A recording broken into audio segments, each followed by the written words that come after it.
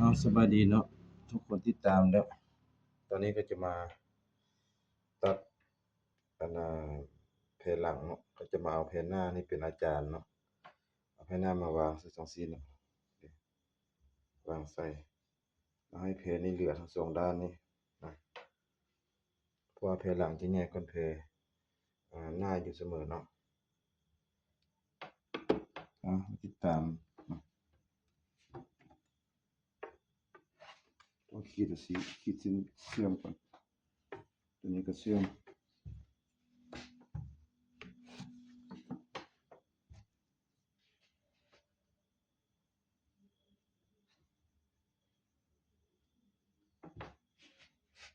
สี่เส้นเด้อเพื่อออกมานี่สี่เส้นวันนี้นี่7 เส้นเป้าหลังตัวนี้ก็สี่นะนี่ก็สี่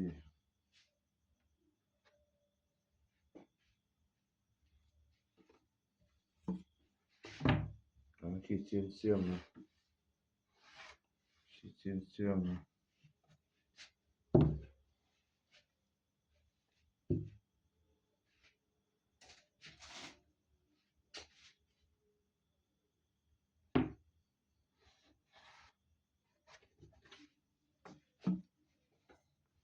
วันนี้มาเต็มแผ่นหลังวันนี้เนาะเต็มถุงเต็ม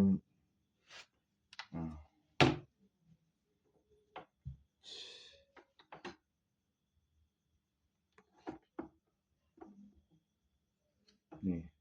ขึ้นไปนี้เนาะเป้าหลังนี่มันจะสูงก่อนทางหน้าอยู่เสมอเนาะลายนี่ละ50นี่คือ50เนาะ16ตอนนี้ขีดเส้นซื่อเส้นเชื่อมก่อน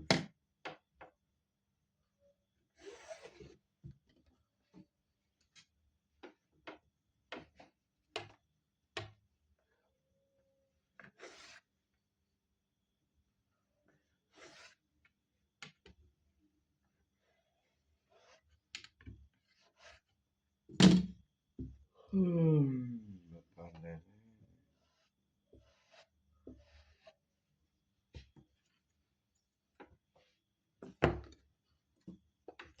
วันนี้ก็สิมาขีด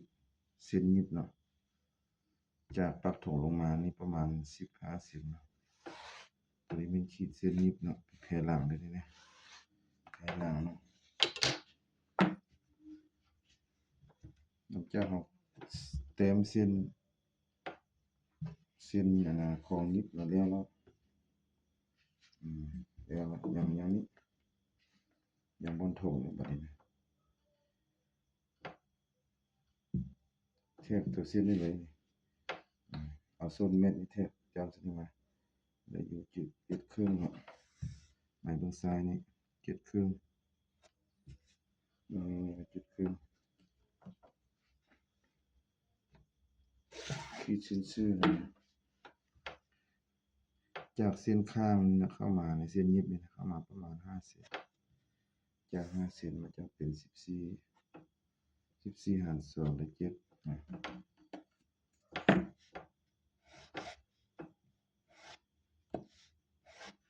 ขีดเนาะถือว่าแล้วเด้อ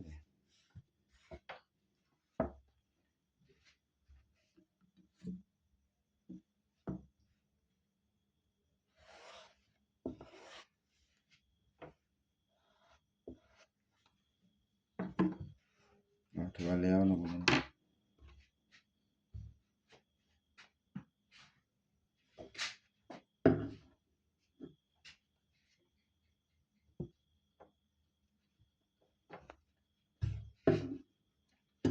ตัดเป้าหลังก่อนเนาะโค้งไปตามหัวแต้มนี่เนาะอันนี้จงไว้อยู่5 เซนเนาะ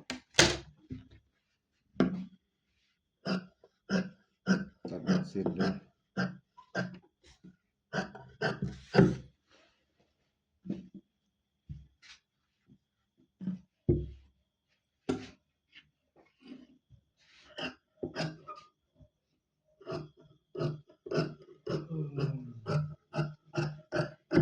ส่วนที่เหลือก็เป็นอะไรนี่นี่เส้นครึ่งส่วนที่เหลือก็เป็นอะไร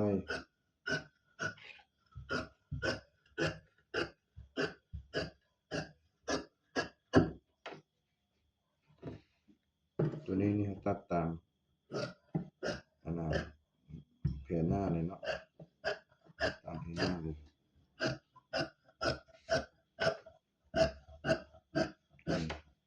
มาหันนี้ข้างบนตรงข้างนะ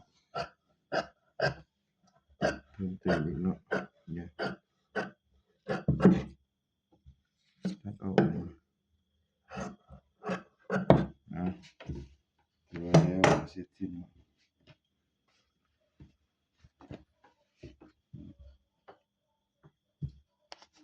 เข็มมุดออกก่อนเนาะ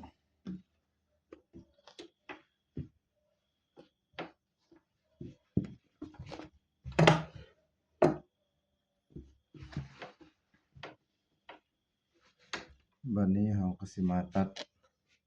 เครื่องอะไรมันเนาะมันก็จะมีเอวมีเส้นเอวทางนอกและเส้นเอวในเนาะหัวนอกหัวในว่าซั่นซะ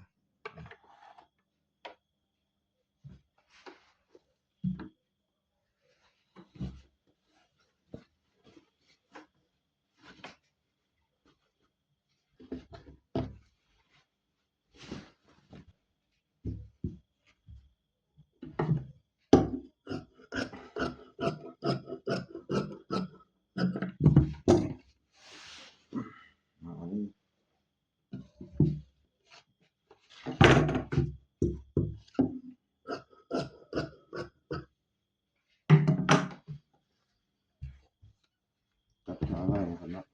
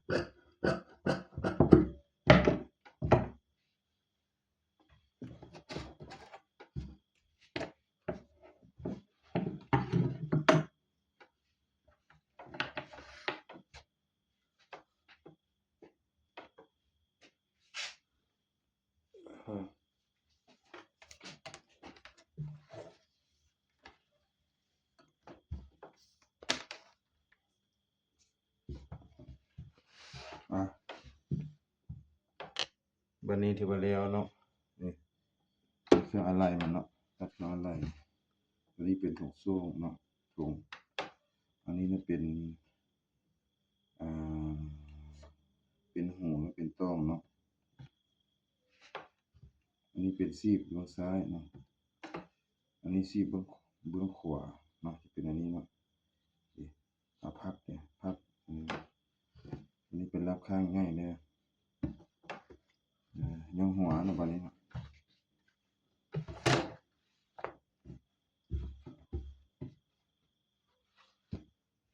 หัวในหัวนอกเนาะ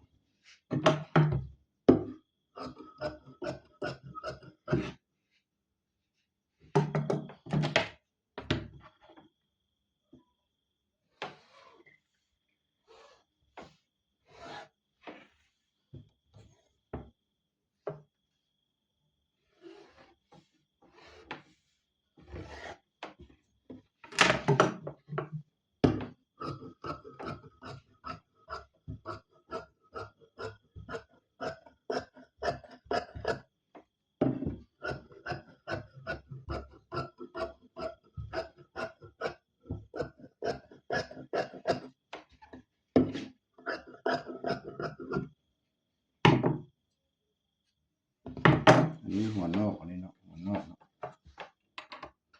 หัวนอกนะ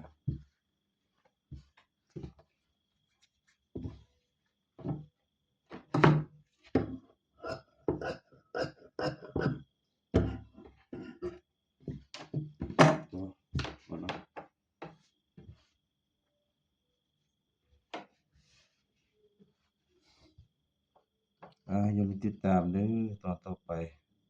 สบายดี